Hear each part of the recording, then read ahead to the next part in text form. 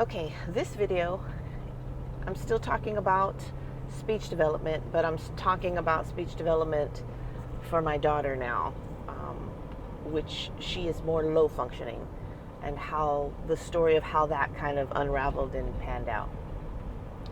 So, my son was kind of the first one. Oh my God, this phone. My son was more high functioning and got into, he wasn't speaking, didn't speak till after he was 5. Got him into his program. He got into school, and then he started speaking. Well, when it came her turn, I thought, well, we're just gonna put her right in line, right behind him, and she's gonna do all the things that he did too, and she's just gonna follow along, and her speech is gonna come too. And that didn't happen. Sunny. That didn't happen. She did all the same things, and her speech just wouldn't come. It wouldn't come. It wouldn't come, and she wasn't speaking. She was doing some things, if you asked her stuff, she could point to things and pictures, and she was using PECS, which is Picture Exchange Communication System. She was using PECS, and she was using a device, where she could speak through it. She was learning some sign language and doing some things there a little bit, and so the communication picked up from where it was before, but she was not speaking anything out of her mouth. And speech for her just did not come until much, much, much later. And so, I kept her in the program. Again, cognitively, she was learning some things. She was learning some things. She knew her colors, and she, knew the alphabet and things like that, but she wasn't saying anything. Eventually, she continued on, and she plateaued. So she went to first grade. She was still in special ed. She did not roll into general ed the way my son did. She stayed special ed first grade and second grade and third grade, and she still wasn't saying very much. She wasn't speaking much at all. She didn't get her words until much later. But she could communicate a little bit more. We were relying heavily at the time on the pictures and images and sign language, very, very heavily, because that was the only way. And of course, I get it, it's like charades. You're playing charades, because my daughter, if your kid points, you're lucky. My daughter wouldn't point. I don't know why, but she wouldn't point to things. And so I had to guess. Is it this? No. Is it this? No. You want this? I didn't know what the hell she wanted.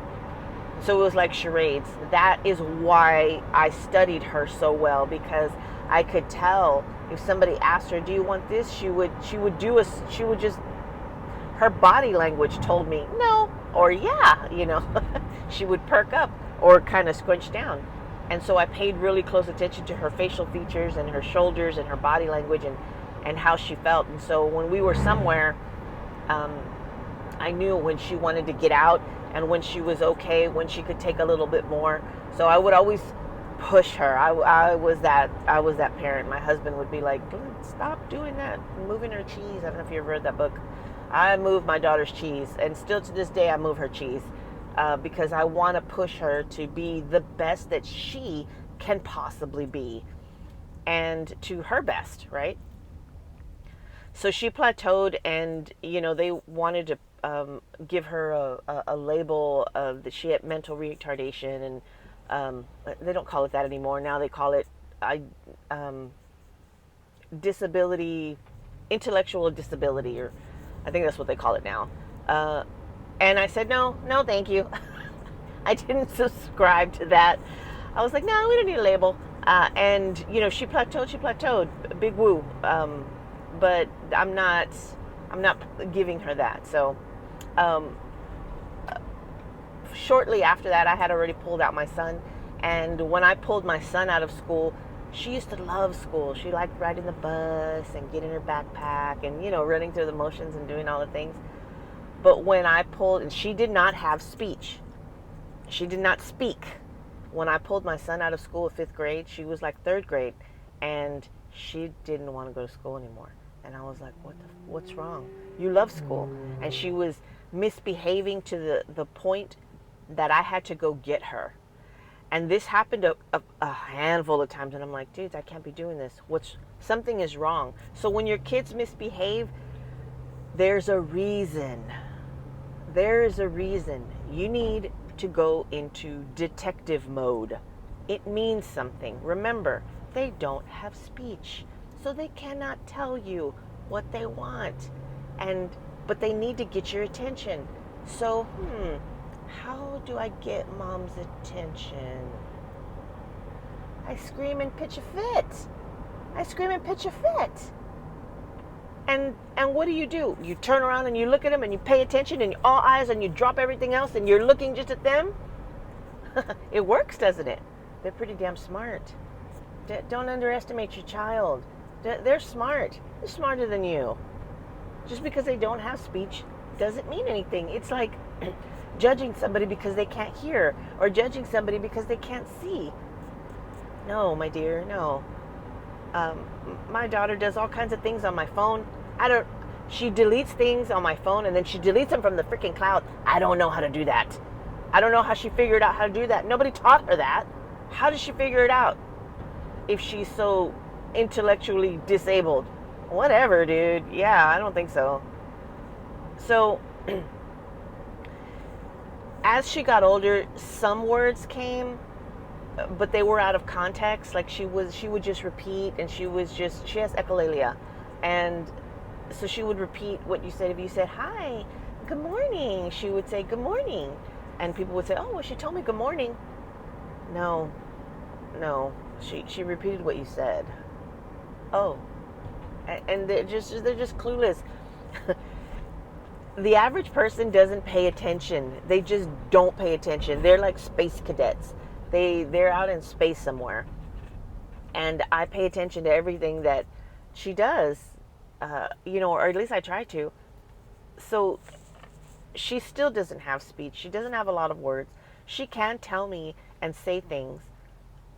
She'll say like, finish, drink, finish. When she's done, because we used to sign for finished, and she doesn't have to sign anymore. She can just say finished. Whatever, finished.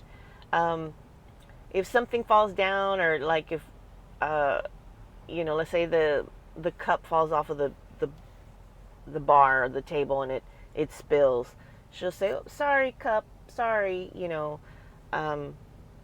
or if she kind of apologizes, but it's just like, oh, too bad, is what she's kind of trying to relay. So she has a different way of saying things, so that this is why I still consider her to be nonverbal, because she'll say some things, but that's not really what she means. And an example would be when she was little. I don't know why, but she didn't like the happy birthday song.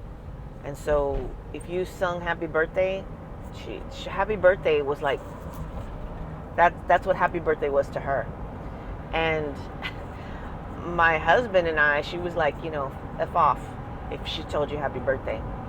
My husband and I knew this, but we would go in public and we would be somewhere and it was getting too loud or kids too rambunctious, or she had enough, and she'd be, happy birthday, happy birthday, happy birthday.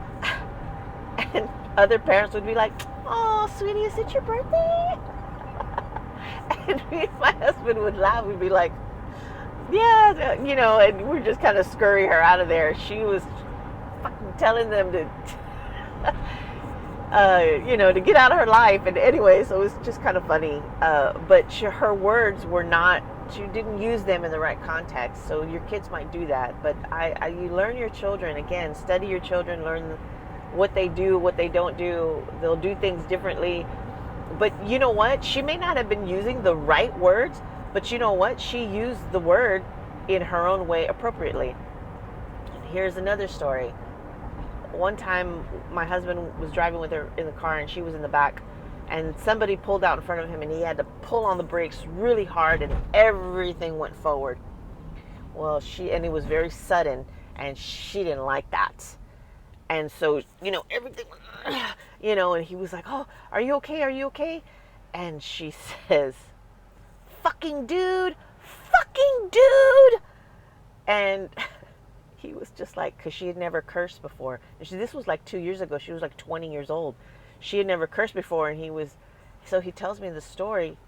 And I was like, and we had the same reaction, was she used it in the right context. I didn't care that she cussed. She used it in the right context. So that was like winning. And so this life that we live is different. We don't have neurotypical kids. And do you know what? Neurotypical kids, I have so many memories of, yeah, the things were hard and they were tough, but there's also a lot of good things about my daughter, because she doesn't communicate the way a normal kid does. I used to think about her, uh, when she was 11 and 12, and all little girls are getting together and having sleepovers, and she didn't have a sleepover, and she didn't really have friends. She doesn't have friends. They're on the spectrum. They have a social, they don't like social stuff. So how would they have friends, right? So when it comes birthday time, who the hell you're going to invite? There's no friends. Especially for my kids, because they were homeschooled. There's no classroom friends, that are obligated to come. We didn't have that. So it was always kind of sad. And, just be careful. Don't fall into that too much, because it's hard. It is hard. I get it. But our kids are different. And you know what I was thankful for? I try to focus on what I have and not what I don't have. So what do I have? I have a daughter that's not jealous. She doesn't experience jealousy. She doesn't know what that is. She doesn't know what that is. So she doesn't covet. She doesn't come home and say, well, my friend Brenda has one. I want one too, Mom. I don't hear that shit. Little girls fighting and being shitty to each other. She'll never have that. She'll never have that. That's winning. I don't know about you, but girls were fucking bitches when I was in school. So, she'll never have that. She'll never experience that. So the other thing is that she doesn't hold grudges. She doesn't hate. She doesn't hate. She may not like some things, and she'll be like, no, I don't like that. Just the same way she would say, I don't like avocados. No thanks, I don't like that. So she doesn't subscribe. But she doesn't hate things, and she doesn't hang on to things, and she moves past them. She moves past her emotions. She doesn't hang on to her emotions. She moves past them. And I will tell you that has been a huge teacher for me, because she taught me how to let go of my emotions. She's taught me a lot. And so I want you to reflect, self-reflect, and look at your children and think, why am I going through this? Don't ask yourself why you're going through this. Ask yourself, what is this teaching me? What am I supposed to learn? Because you're supposed to learn something from all of this. Everything is happening for a reason. I have my daughter for a reason. I have my son for a reason. And they made me very, very different. They made me a different woman, a different mother, a different human, a different human. And for the better. Was it hard? Yeah, it was hard. But it needed to be in order to get the point across. So don't fight so much against and be sad so much because of what you've been given or what it is that you have to deal with. Okay, you have to deal with it. Let's figure it out. Let's deal with it, and then let's move on. Back to our happy place, right? And not every moment is going to be peaches. It's okay. Find the light. Find the light in it.